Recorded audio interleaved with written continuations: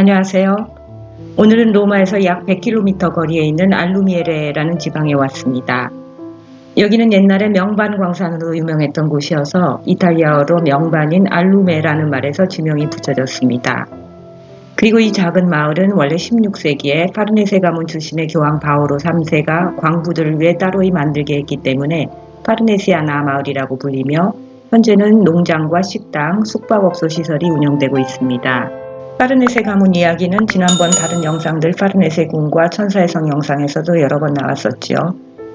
로마 북쪽의 이 일대에 파르네세 가문 소유의 영주와 부동산들이 많이 있었습니다. 한적한 시골과 복원 중인 낡은 성당, 인적이 드문 주변으로 아주 편안한 느낌을 주는 곳입니다. 사실은 이 농가 식당의 토속 음식이 좋다 해서 몇 년 전에도 제가 여기에 와봤었고요. 오늘도 이따가 그 식당에 점심을 먹으러 갈 겁니다. 그리고 보기에는 별 특색이 없는 곳인 듯 하지만 사실은 이 지방의 명반에 얽힌 중요한 역사가 또 있어서 오늘은 그 이야기를 좀 해드리려 합니다. 저도 어렸을 때 봉숭아 꽃물을 손톱에 들여봐서 아직도 그 명반 특유의 약간 시큼한 냄새도 기억이 나는데요. 유럽에서도 중세부터 직물 염색과 가죽 가공, 미니어처 세밀화와 필사본 제작에도 아주 기묘하게 사용되던 명반은 이집트, 시리아, 아나톨리아 지역에서 수입을 했었습니다. 그러나 1453년에 오스만 투르크가 콘스탄티노플을 정복한 후에 그 지역들의 명반 상업을 장악하여 가격도 폭등했고 그러므로 유럽에서 더 이상 그 명반을 전처럼 사용할 수 없는 난감한 상황이 되었습니다. 그런데 바로 그 몇 년 후인 1461년에 조바니 다 카스로라는 사람이 명반 광산 지역에서 자라는 식물이 이 지역에서도 많이 자라고 있는 것을 발견했습니다. 바로 이 식물인데요. 크리스마스 장식에 많이 쓰이는 거죠.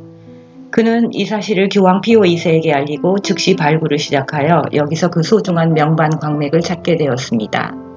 조반니는 콘스탄티노플에서 명반 사업을 하던 유능한 사람으로서 명반 광산 지역에서 자라는 식물을 잘 알고 있었고 그의 관찰과 뛰어난 직감 덕분에 명반 조달 문제가 해결되었을 뿐만 아니라 명반 산업 전매의 막대한 이익은 이 지역을 지배하던 교황청 소유가 되었습니다. 토스카나의 명소들 중에 하나인 피엔자는 피오 2세 교황이 자신의 고향에 실현시킨 르네상스식 아름다운 역사지구입니다. 몇 년 후에 이 명반 사업에도 연루된 중대한 사건이 생깁니다. 1478년 4월 26일 피렌체의 두오모에서 더군다나 부활절 미사 중에 메디치 가문의 장차남들인 로렌츠와 줄리아노를 시해하는 사건으로 빠치의 음모라고 불립니다. 빠치는 메디치 가문과 경쟁하는 사돈 관계이기도 했던 피렌체 유수 가문 중의 하나였고 이 사건의 파장은 당시 이탈리아 반도뿐만 아니라 유럽 내에도 민감한 영향을 끼치게 됩니다.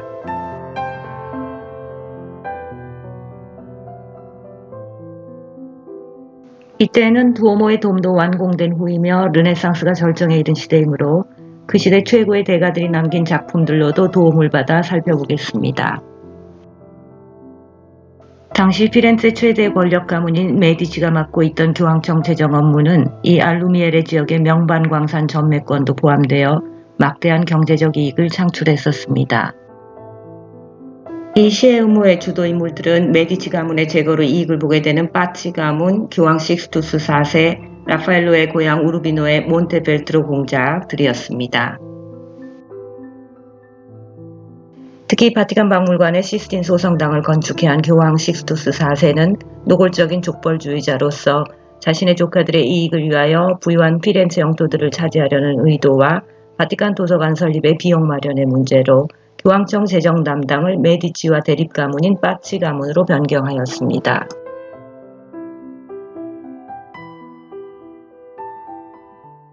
줄리아노가 살해된 후에 태어난 그의 사생아가 후에 교황 클레멘테 7세가 되는데 1533년에 미켈란젤로에게 시스틴 소성당의 최후의 심판을 위임하는 교황입니다.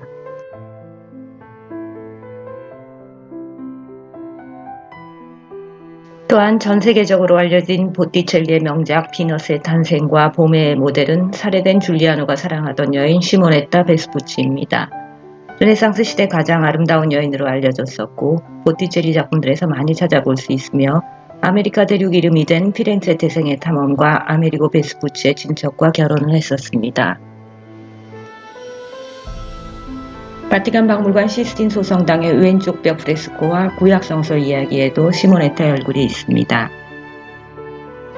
시모네타를 마치 불멸의 여인처럼 남긴 르네상스 미술의 대가 중의 하나 보티첼리의 자화상을 이 그림에서 찾아볼 수 있습니다.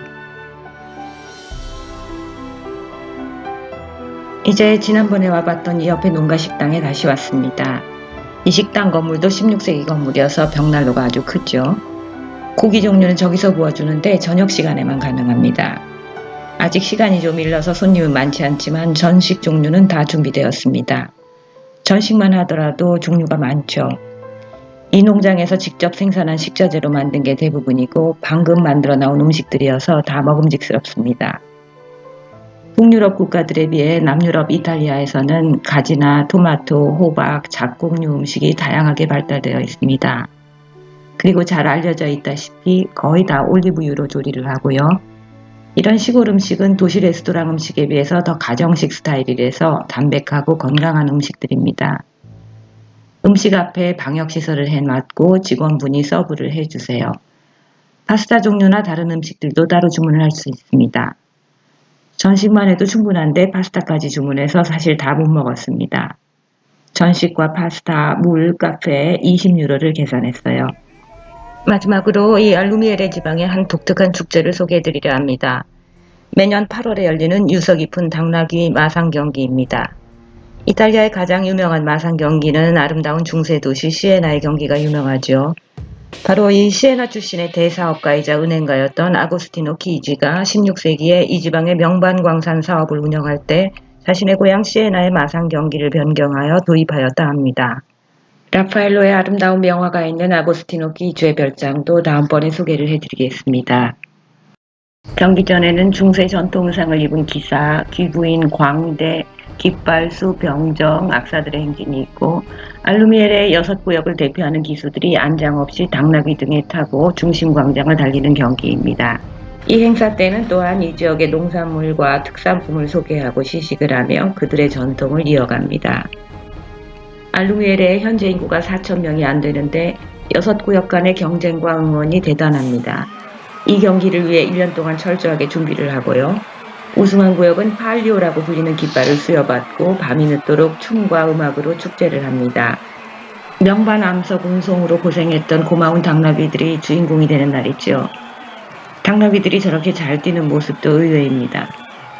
온순한 표정 그대로 항상 사람들이 시키는 대로 하면서 마상 경기에서도 열심히 뛰는 모습이 안쓰럽기도 합니다. 다음번에 또 뵙겠습니다.